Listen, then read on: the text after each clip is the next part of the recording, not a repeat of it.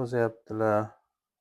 Assalomu alaykum. Kirib kelgan yangi yil 2026-yil bilan barchani tabriklayman. Rahmat, bizniyam tabriklaymiz. Kechirasiz, ajrimga ariza tashlamoqchiman. Qanaqa ariza tashlashim kerak? Qancha to'lov qilishim kerak? Qancha muddatda chiqadi? Demak, kuzatuvchimiz Telegram guruhida 3-4 savol beribdilar.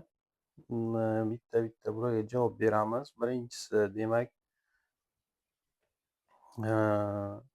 ajrimga ariza tashlamoqchiman. Qanaqa ariza tashlashim kerak?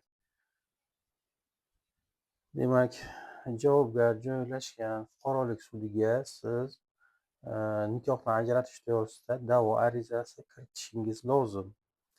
Ikkinchi savol, qancha to'lov qilishim kerak? Xo'sh, nikohdan ajratish to'g'risidagi da'vo arizani to'lovlari, demak, davlat boji bu 824 ming so'm davlat boji to'lanishi lozim va 41.200 pochta xarajati to'lanadi arizangiz ko'rib chiqilishi uchun. Xo'sh, qancha muddatda chiqadi javobi debdilar.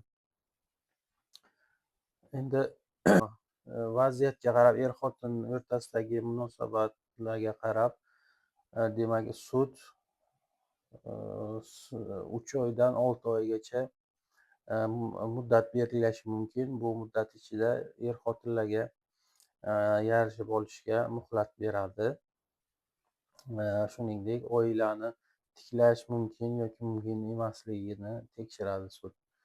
Ana shu sizga berilgan muddatga qarab, demak, agar 3 oy beriladigan bo'lsa, sinov muddati 3 oy beriladigan bo'lsa, yana ko'rib chiqishga 2 oy ketadigan bo'lsa, demak, jami 5 oyda siz suddan natija kutishingiz mumkin. Agar 6 oy beriladigan bo'lsa, demak, o'sha 2 oyni qo'shasiz, 8 oylarda sudni yakuniy qarori, ya'ni hal qiluv qarorini qo'lingizga olishingiz mumkin.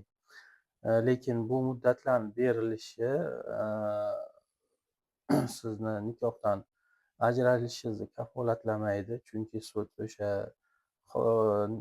oiladagi vaziyatga qarab 6 oy muddat bergandan so'ng ham